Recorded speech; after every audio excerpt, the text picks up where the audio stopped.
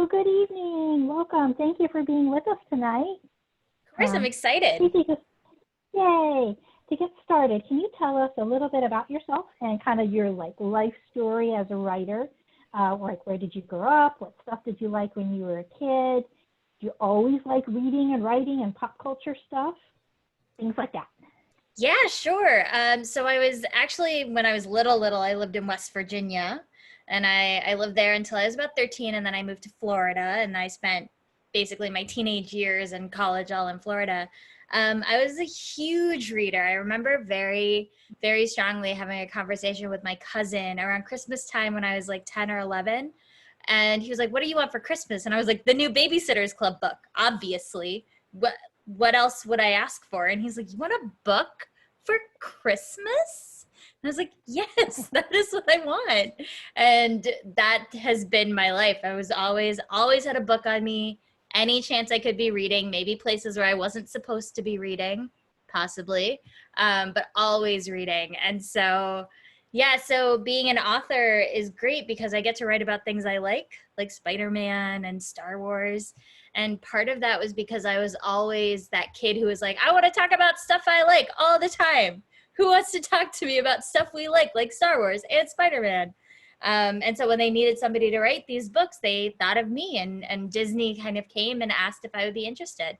And I said, "Yes, I would like to write a Spider-Man book. Thank you." I wonder if there's anybody that if Disney comes to them and says, "Do you want to write a book for us?" They're like, "Nah." It's hard to imagine, huh? Yes. So before you were an author full time, what other jobs have you had? I worked at a place that I feel like some people may have heard of called Scholastic for a very long time. I worked for the Scholastic Book Clubs, which are those flyers that you get in school.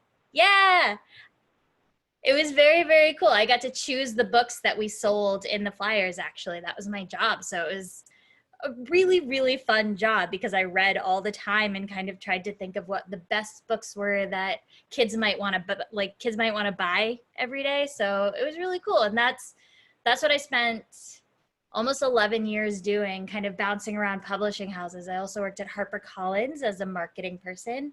And I got to work with authors like Kevin Henkes. And it was really cool when you get to see all sides of how books are made. So you get to see how they choose who goes on the cover and what the book ends up looking like. It was very neat. Wow, that sounds like an amazing job. And I just personally have to say that I lived for the Scholastic Book Fair when I was in Mm-hmm. school, and I know a lot of my library friends still love it today. It's like a big deal when the Scholastic Book Fair comes to town. So that must have been lots of fun. So you mentioned that before you were an author full time, you worked for publishing companies. Did you learn stuff when you worked in publishing that helped you when you became an author? Yeah, I think so.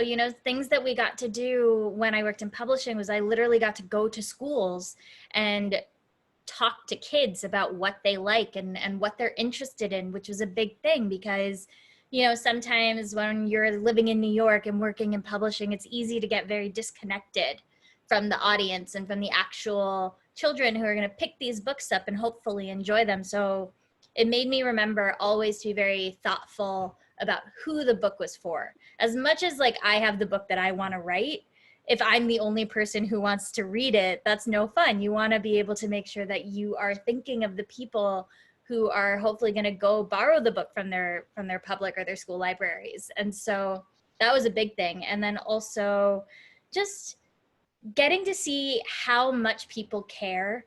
I feel like publishing is full of voracious readers, of huge book nerds, of people who just really, really, really care about story and about getting the best book out there possible. And so always remembering when you're reading a book that the people who worked on it, that book mattered so much to them. Like those are two things that I'll take with me forever. Awesome. So, Preeti, you're an author. Your brother Vinny is an actor, and your sister Haral is an artist. Yes. Like, you guys are like this amazing, talented, creative Avengers. Was creativity important in your family when you guys were growing up? Yes, although when we were little, my brother is older and my sister is younger. And my parents were like, great, we have a doctor, we have a lawyer, and we have an accountant in the family. That's who these three children will be. And then my older brother, who was supposed to be the lawyer, went to school and he was like, I don't really want to do this. I want to be an actor. And then I went to school and I started pre-med and I hated it. I was not good at it. I would have been a terrible doctor, but I knew I loved reading. So I was like, Mom, I think I want to go into publishing. And then my little sister, of course, had the benefit of her two older siblings being like, no, we're going to do the arts. So she was like, I really like being an artist and I think I want to go into design, and so we were a little bit of the black sheep family in our Indian community. But my mom, as much as she says like doctor, lawyer, engineer, when we were little, she would be like, you have to read books. You have to like come to the dinner table once a week and tell me about a book you're reading. She put us in art classes. She put us in, dance classes. And so creativity was always very, very important, and expressing yourself was very important. So I don't know why she was surprised when we grew up and decided to do all these things, really. That's cool. So when you're not working on your writing, what are some other things that you like to do? I'm playing a lot of video games. Any favorites right now? Right now, Animal Crossing. I love Animal Crossing. I actually just opened my island so some friends can come over while I'm doing this and buy some candy. Spider-Man, of course, on the PS4. Hopefully soon the PS5 with the Miles Morales game that's coming out. I love video games. I love like video game storytelling. I think it's really fun. Cool.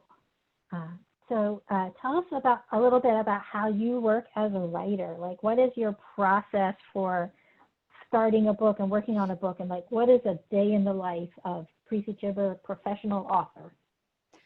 A day in the life is I get up and I get to my computer around 8:45, 9 a.m. And then I'm at my computer until 4:35 p.m. in the evening, just kind of working both on writing books and writing. I also write online about pop culture for Sci-Fi and a few other sites.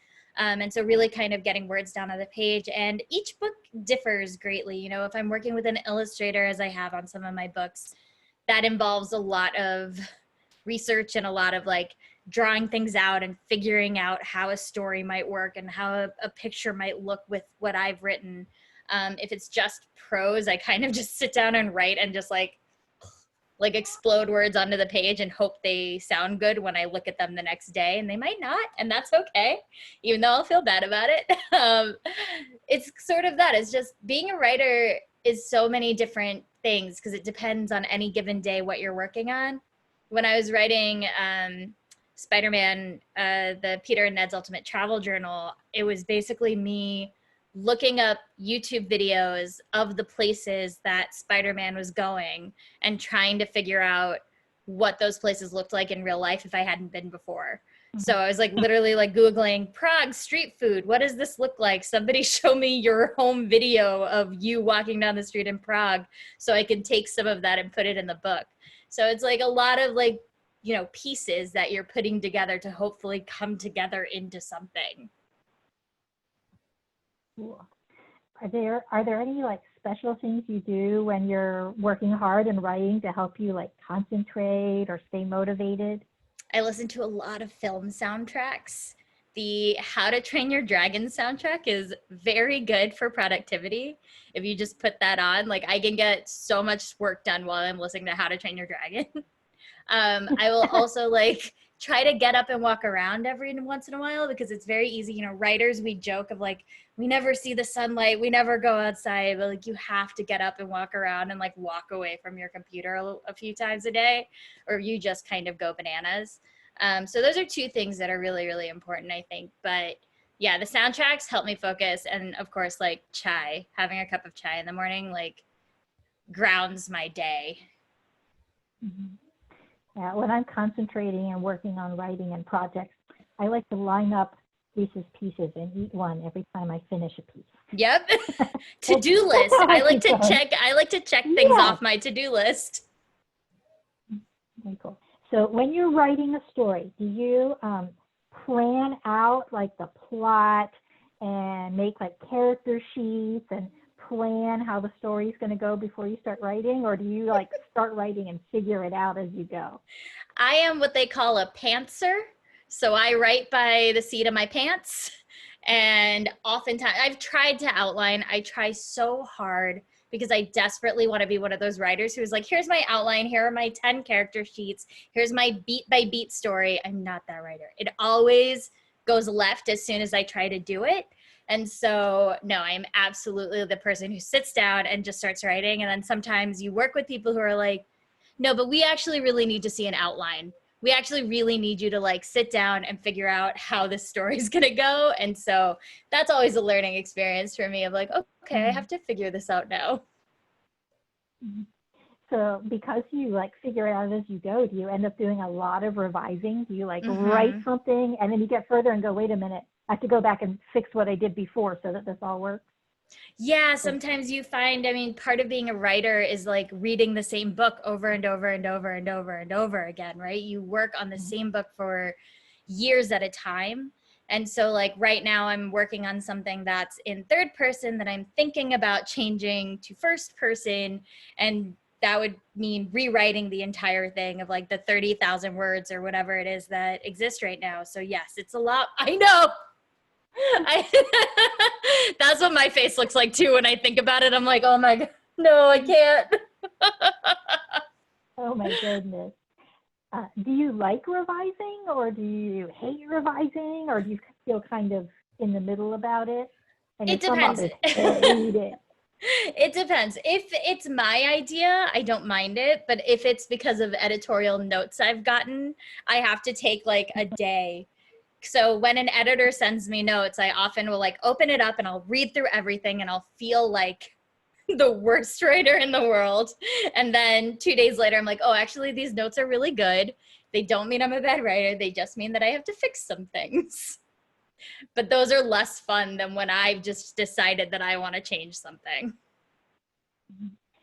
Now, several of your books are either books that take place in the Marvel universe or in the Star Wars universe. So how is that like different, or what's it like doing that versus writing something that's 100% your own creation? Because I know like you can't just write a Spider-Man book and make Spider-Man totally different than he is in the other Spider-Man books and movies. You have to be kind of true to what other people have written too. It's interesting. So we call it playing in someone else's sandbox. So they have their rules, they have their perspectives on how things work. And so like with the Spider-Man book, that was my first like big kind of not my own work book. And so I had Peter Parker is my favorite character. And I have a very strong idea of who I think Peter Parker is. And so I wrote the book and then I got a note back from the studio being like, this is not our Peter Parker. He wouldn't say this. And so I had to like sit with myself a little bit and be like, oh, okay. Let me think about who your Peter Parker is. So working with an outside studio with like their own things will often involve figuring out who they think the person is and figuring out what their rules are. And they will have a long list of rules, I promise. So for the Jedi book, for A Jedi You Will Be, I basically came up with a list of Jedi tenets that I got from after watching the training sequences in Empire Strikes Back like 30 times. And then I sent them off to Lucasfilm, and then they got to write back and be like, yes, yes, yes, no, yes, no, yes, yes, no, about what I thought the Jedi tenets were. Interesting. So like when you are going to write an official Star Wars book or an official Marvel book, is there like a rule book or like the Marvel official canon writer's guide or something that they give you, or do you have to like try and send it to them and wait for them to tell you what's good and not good? It's the latter. I wish it was the former. I wish that, there's a book called Marvel: The Untold Story, which is like fascinating, and it's about the history of Marvel Comics. And in it, they talk about continuity and how, Marvel Comics exist where all the characters can be in, whoever's comics, right? Daredevil can show up in Spider-Man's book or whatever it is. And so back in the old days, they used to have a room that was just a huge room of filing cabinets. And if you wanted Spider-Man in your book, you could go to that room, pull out like a Rolodex or like a, not a Rolodex, but like a note card. And it would be like, no, you can't use Spider-Man because he's in the negative zone with the Fantastic Four right now. And that's kind of that's sort of what I wanted from this. I was like, no, tell me all the secrets and why I can or can't use people. But this is a unique proposition because, you know, some of them are standalone books, some of them are whatever. So they just have to be in line with what Marvel thinks is appropriate. And that's a much more nebulous sort of thing that they can't quite necessarily put down. There are certain things though, they're like, you know, Spider-Man is with great power comes great responsibility. You don't get to take that and give that to someone else. So there are like certain rules that you know. Yeah. Okay.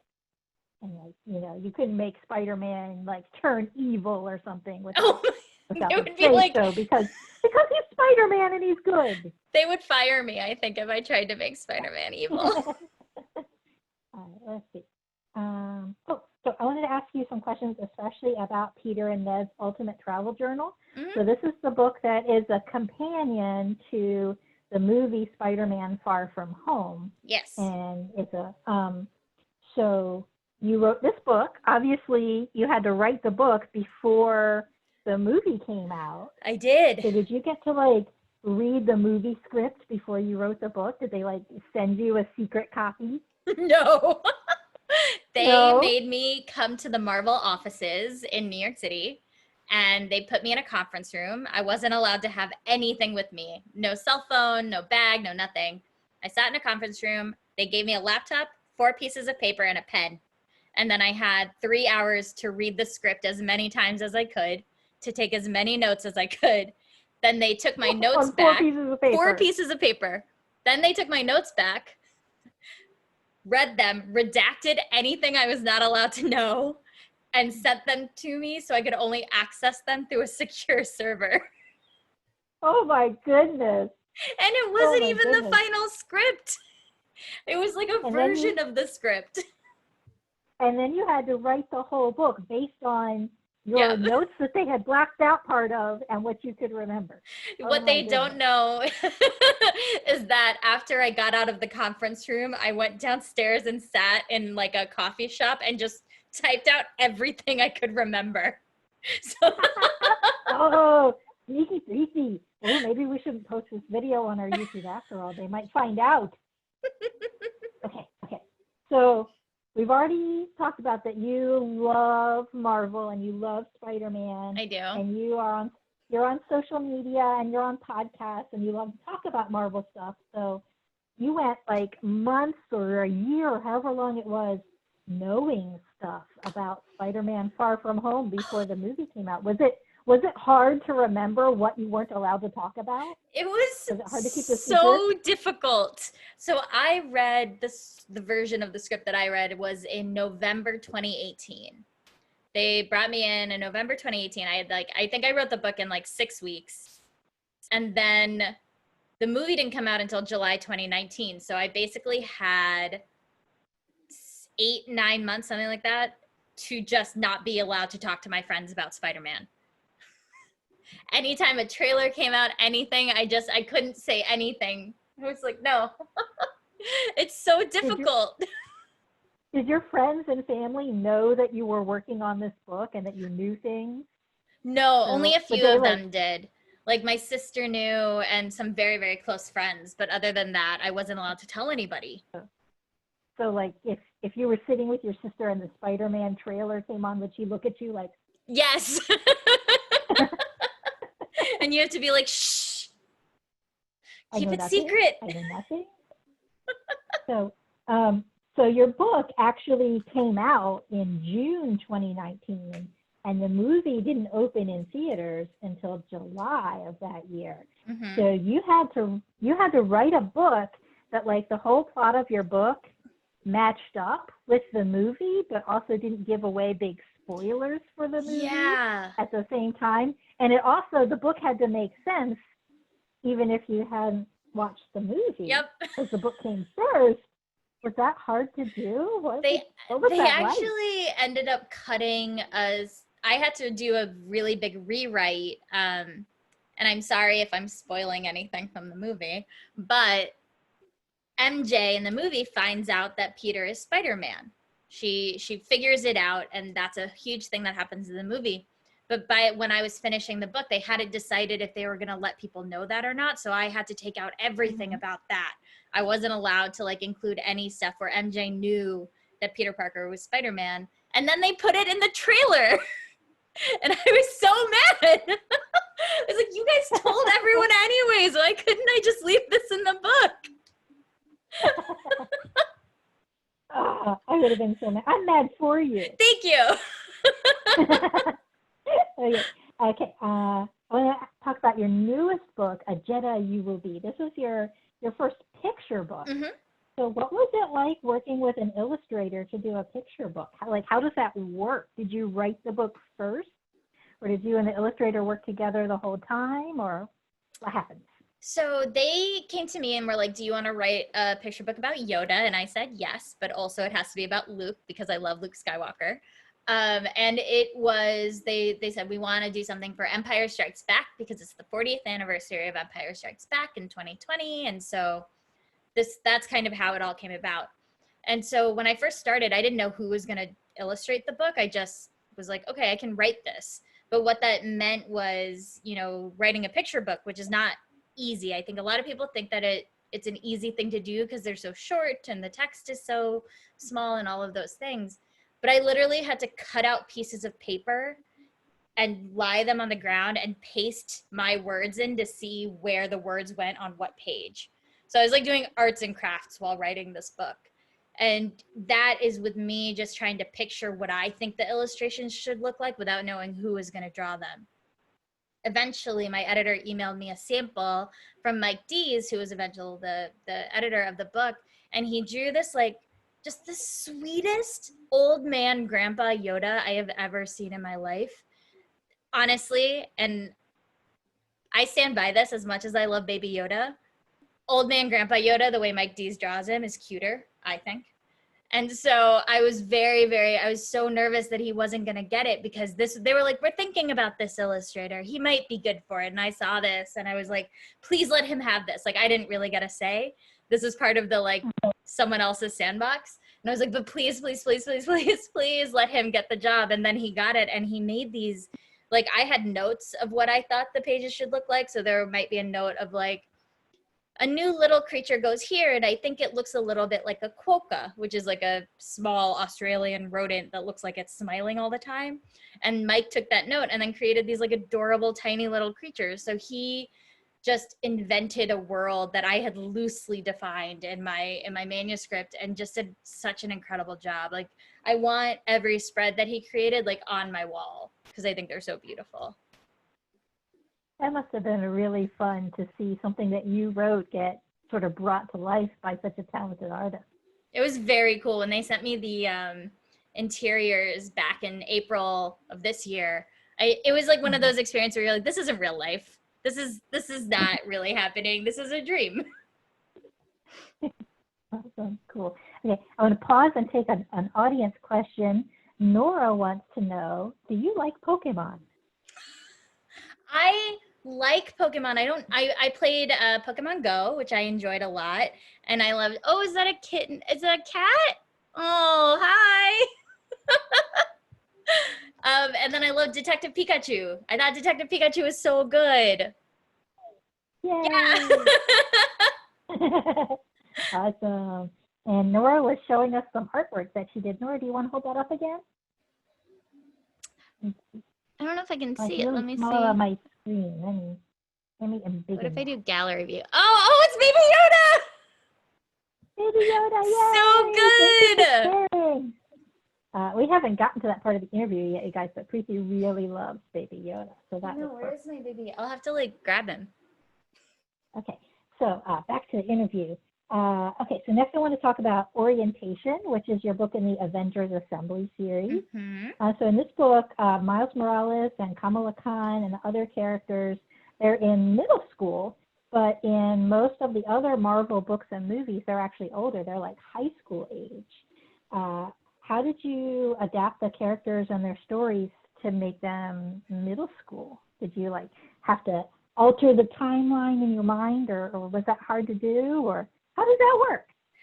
For this one, I kind of, Marvel has a bunch of different universe. Like they say that, our Spider-Man is Earth 616. So they have all these different parallel universes that exist. And so in my head, I was like, this is just another universe. Like this isn't the same universe. And in my universe, they're in middle school and they're all friends and they all like hang out together, which is very different than what's happening in like the actual comics. Like at this point, I think Miles is like 17 or 18 years old. So in my book, they're not quite that old. Is it when I was in middle school, it was just a sea of drama, and I didn't really have a good time in middle school. What did you enjoy being in middle school? Was it hard to put yourself back in middle school to remember what it was like so you could write it for your characters? I think that I've always kind of tried to keep with me what I did like about being a kid, which is that sort of excitement factor.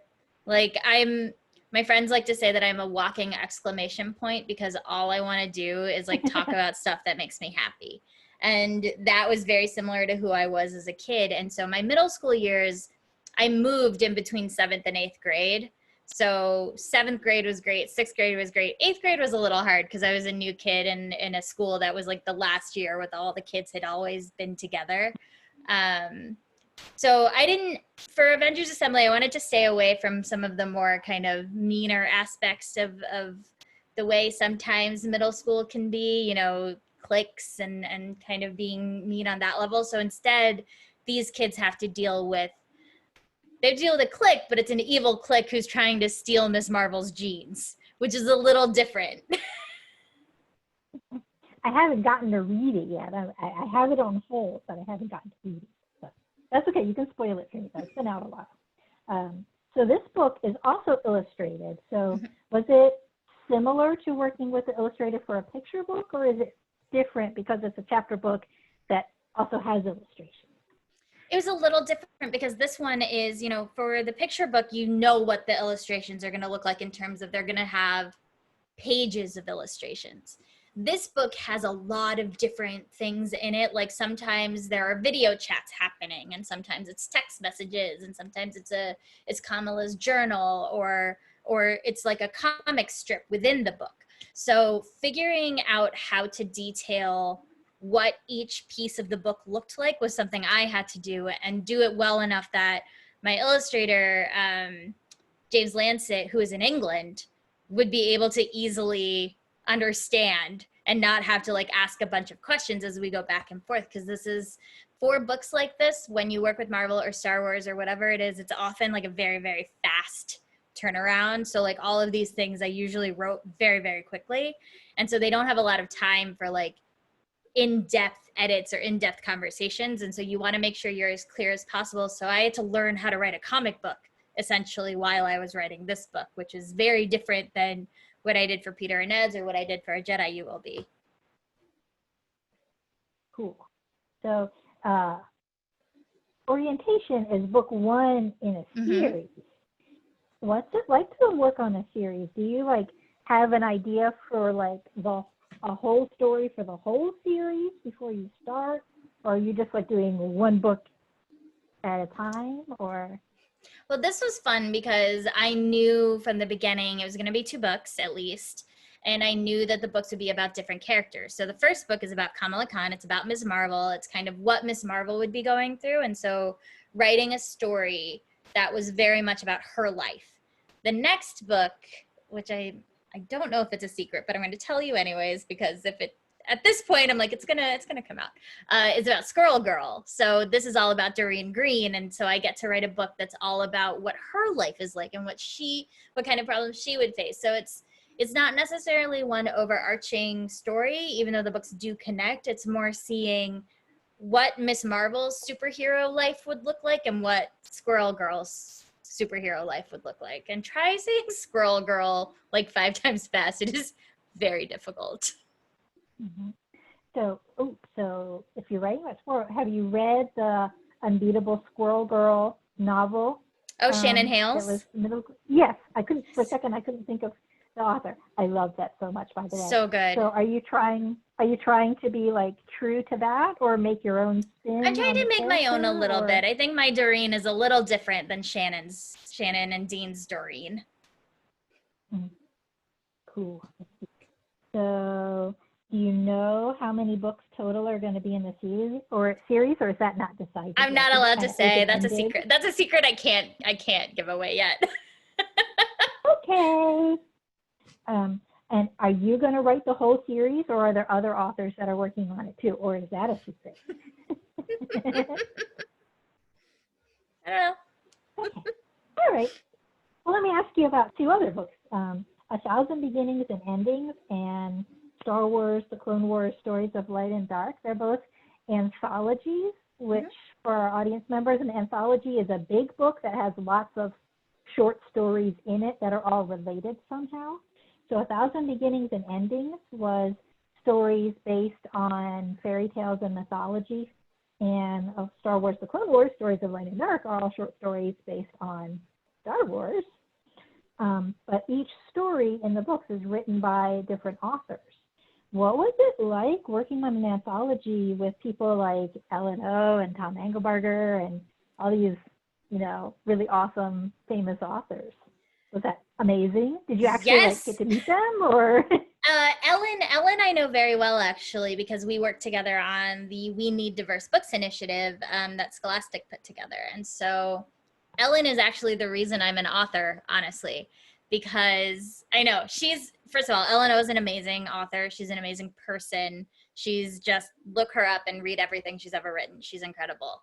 But she sent me an email, I think it was in 2016, that was basically like, have you ever thought about writing? Would you like to contribute a story to this anthology? And I said, yeah, I'd love to do it. That sounds fun. I've never done anything like this before.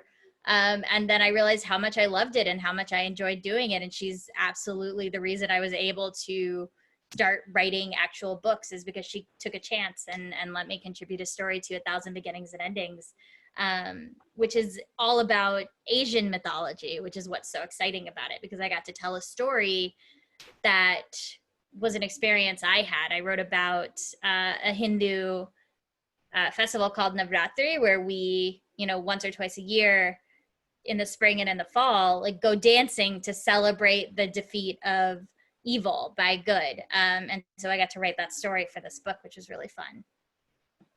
Awesome.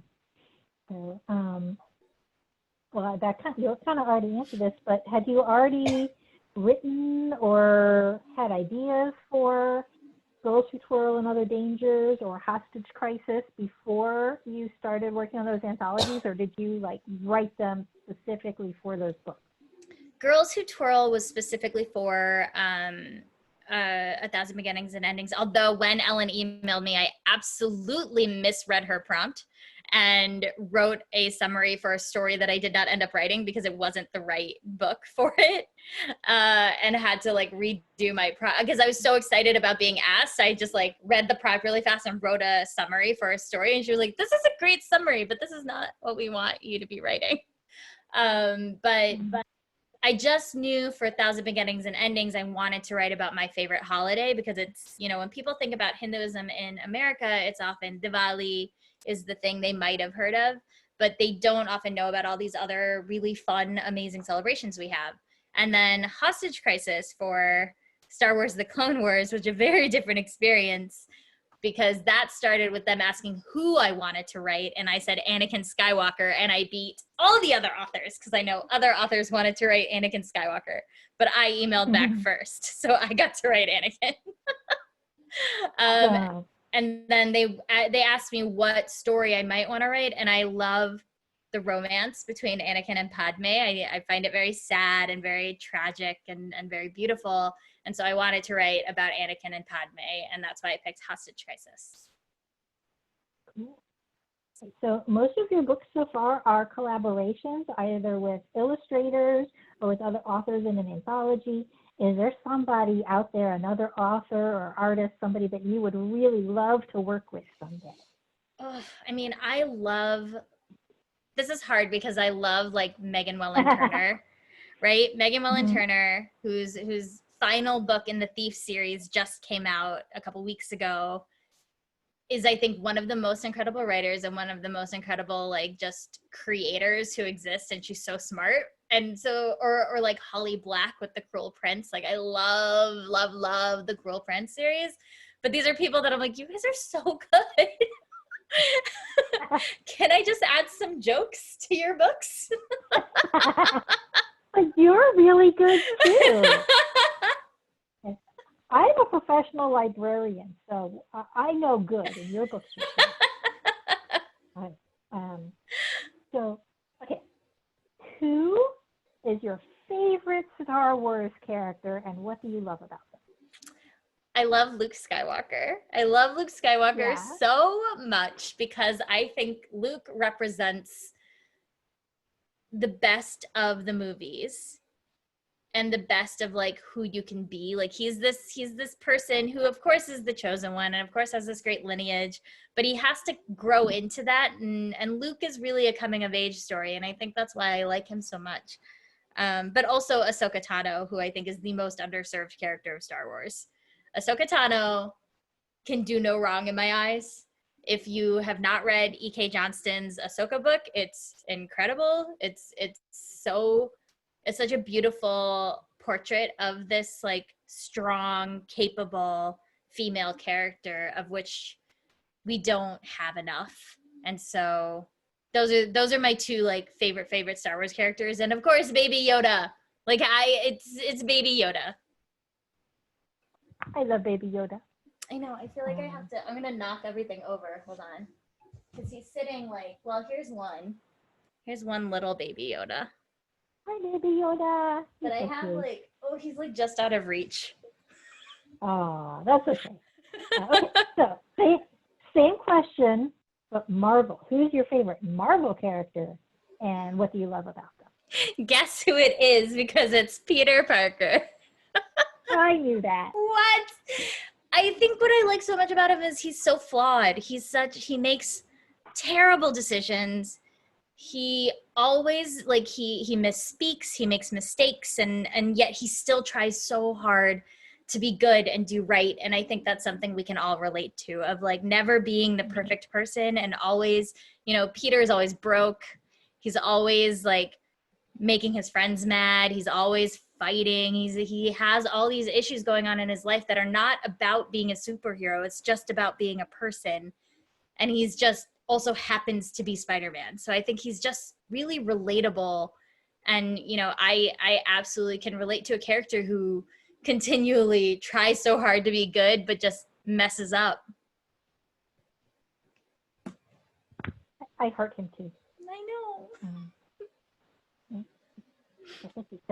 So we've been talking a long time. So I want to invite our audience.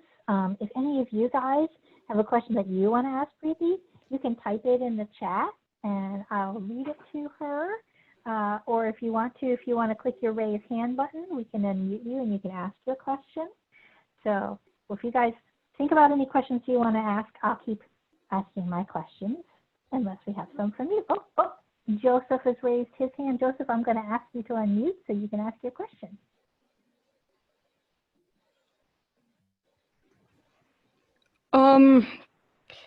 Is it surreal for you contributing to the giant franchises like Spider-Man and Star Wars?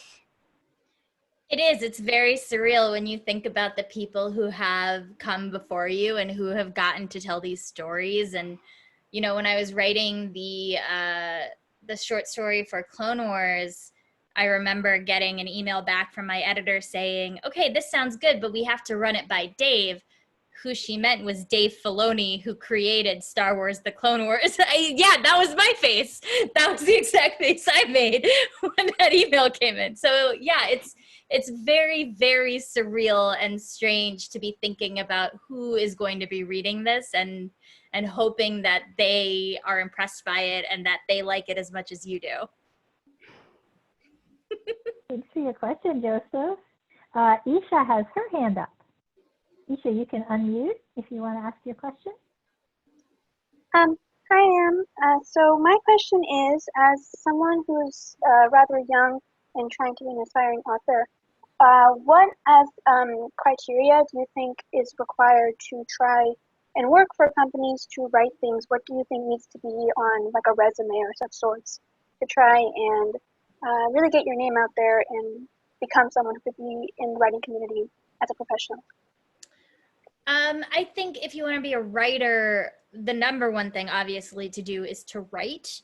The number two thing I would recommend is join up with communities of writers, because that's how a lot of this works. When I say I'm only a writer because Ellen O decided to like ask me if I would like to write something, it was because I'd spent years working with writers and talking to writers. And I think one of the best things you can have as a burgeoning writer is a really strong community of people who will engage with your work and lift up your work, and people whose work you can lift up, because there's no one else out there who's going to understand what this life is like those other writers will.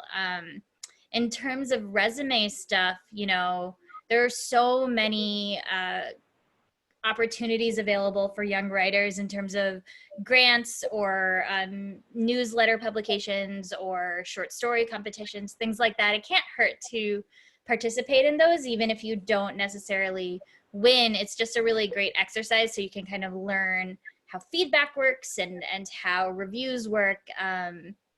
Yeah, those are some things that I think would really benefit people who hope to be writers one day.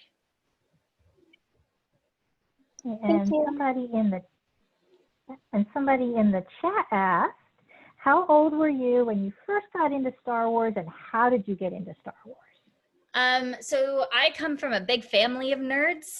Like, everyone in my family is a huge nerd. And so my parents moved to the United States in 1977, which was like just kind of as Star Wars was becoming and happening. And so my mom was a huge Star Wars fan.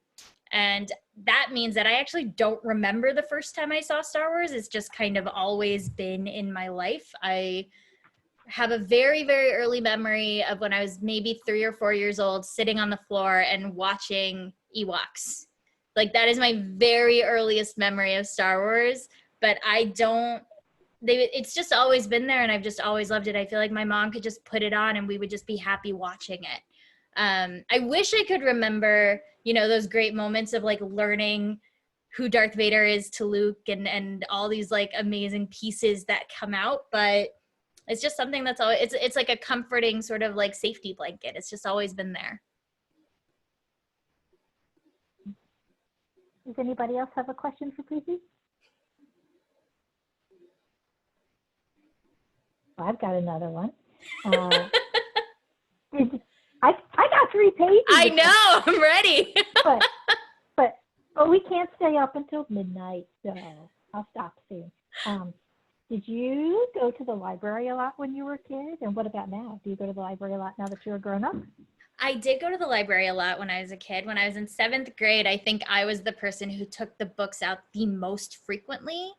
And so my teacher, my English teacher, was actually the one who handled a lot of the books that we were allowed to take out. And he would start to have books ready for me because he would just like get to know my taste. So that was a big deal for me. And now actually, yes, now that I've discovered the app Libby, it is a big problem. I am reading like 6 books right now because I was like, oh, I can just borrow it and borrow it. It's yes. Wonderful. And by the way, friends, St. Mary's County Library also has Libby, so you can borrow ebooks free with your library card. And audiobooks. And audiobooks. And we also have Hoopla, so you can read comics free with your library card. Let's see. Okay, I already answered that. Do you ever hear from the readers of your books? Do you get fan mail or emails or comments from your readers?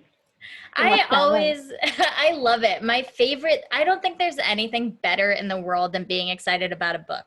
And a kid being excited about a book is even like better than that, right? So one of my favorite things is when teachers or parents are kind enough to share pictures of their kids reading or any sort of like excitement level their kids are feeling. Because that's who it's for. Like, that's who these books are for. So knowing that the writing works and knowing that it's getting kids to read is the best. There's literally nothing I like more. Awesome. So somebody in the chat wants to know, have you ever been to any Comic-Con? I have. This is actually my first year not going to a Comic-Con since 2008, I think. So I've been going to Comic-Cons since 2008. It's wild though. I recently found some pictures from 2008 from my very first Comic-Con at New York Comic Con. There were like 7 people there. It was the second year of New York Comic Con ever. Not 7, there were more. But it was literally like Stan Lee came out into the crowd while we were just standing in line. He just like came out to hang out. It was so small and so like intimate. It was really nice. And so seeing that and then seeing what it is now, which is so many people. I don't know. Comic-Con's great though, because you can turn around and be like, oh, you're dressed as, you know, a giant transformer, but you're going to the bathroom. Sometimes I see people in their costumes and I wonder, how do they go to the bathroom? I will say, do you remember a show called Aqua Teen Hunger Force? From probably, like, there was a character. Barely. There was a character on Aqua Teen Hunger Force, which is a cartoon in like the late 90s, early 2000s, who was just a big styrofoam cup. His name was Master Shake, and he was a big styrofoam cup with 2 eyes and a mouth. I remember him, yes. And at Comic-Con one year, I saw a kid dressed as Master Shake. This is the huge cup. And everyone was like, oh man, you look so good. You look so good. And he was like, people were taking pictures. Did he have to like walk like this? Yeah, he had to like waddle. And then all of a sudden, as people are taking pictures, I hear a voice coming from inside the cup. And it's this little voice saying, I don't know where I am. Can someone point me to the exit? Because he couldn't. He couldn't see. He couldn't see anything. Well, speaking of Comic-Con, I meant to start with this, but I just want to remind everybody that our time here tonight is actually the kickoff for Virtual Lexicon 2020. So let me see if I can share my screen so I can talk this up for everybody. Here we go. Come on, computer, you can do it. I believe in you. Come on, we did it earlier. There it is. Okay. So this is the page on the St. Mary's County Library website about Lexicon. And we have 4 parts of Virtual Lexicon 2020. So one thing that started today is our virtual cosplay contest. So if you have or want to make a costume about your favorite book or movie or comic or anything awesome that you want to dress up in a costume about, you can make a video up to 90 seconds long and submit it to our video cosplay contest. And we will make a master cut video of all the submissions, and we have judges standing by, and you can win the acclaim of your peers and also gift cards to Third Eye Comics. So definitely enter that if you're interested. And then, oh, this is right now. Meet Susie Cooper. And we have grab and go craft kits that you can pick up at the library to make 3 different Star Wars crafts. And I made them myself, so they're very cool. And tomorrow at 2 p.m., we're going to have a live trivia death match. Now, the library's insurance company wants me to assure you that there is no actual death involved. But if you love trivia and you love comics and movies and books, definitely sign up for Trivia Deathmatch. And that will be at 2 o'clock tomorrow. So all this fun stuff is going on for Lexicon. And I just wanted to make sure everybody knew. So that's coming up. Let's see. And we'll do one. Do we have any more audience questions? You can click your raise hand button or put it in the chat. Anybody else? Anybody else? Okay, I'm going to finish off with one more question from my list, my 3-page list. Oh, wait, Isha has a question. Go ahead, Isha. You can unmute. Other than, say, like Disney, what other franchises do you enjoy a lot? Oh man, I love Adventure Time a lot. I think Adventure Time is really fun. I love Doctor Who. I'm wearing my like TARDIS sweater right now. I don't know if you can see it. There's so many. I really like long-term storytelling, and so I'm a little bit of a sucker for a franchise. Like I can now I'm blanking, of course, but I feel like if it's got a good story, I tend to be like, I like this a lot.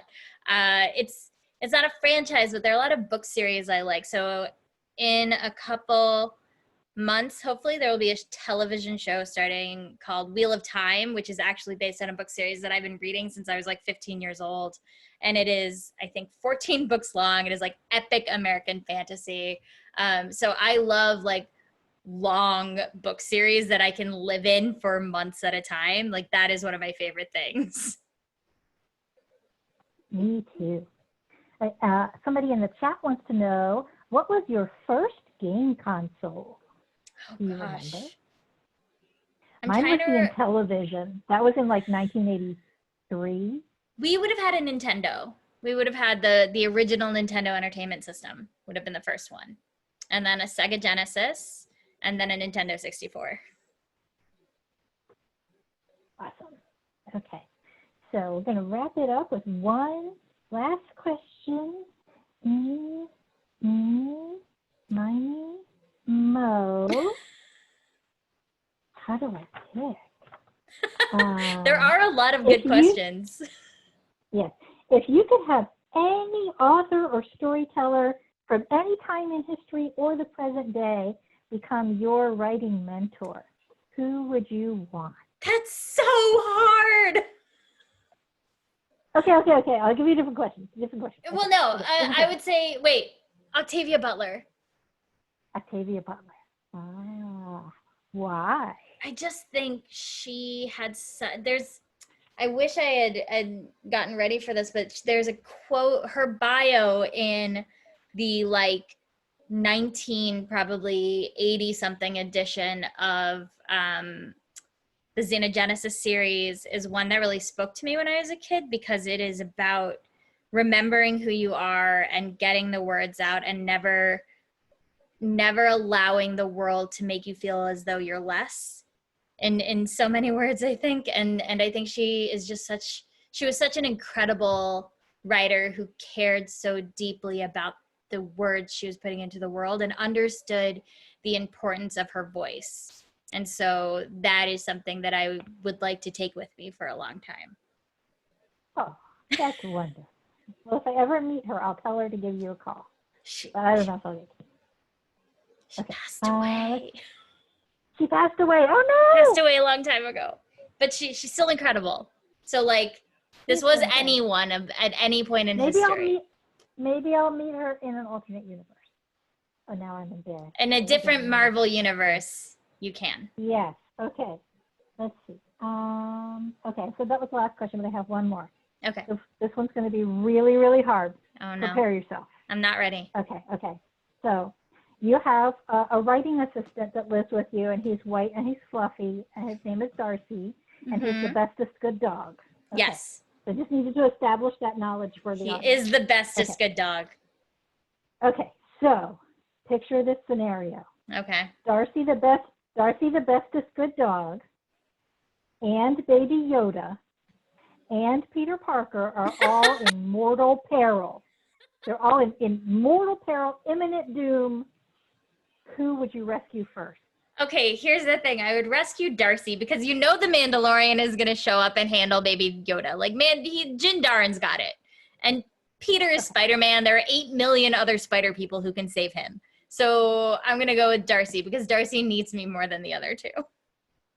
Okay, fair answer. Well, thank you so much for being with us tonight, Preeti. I really appreciate you being here to kick off LexiCon. Of And course, share thank your you. awesomeness. And I'm just going to drop a link in the chat real quick. Make sure it's from everyone.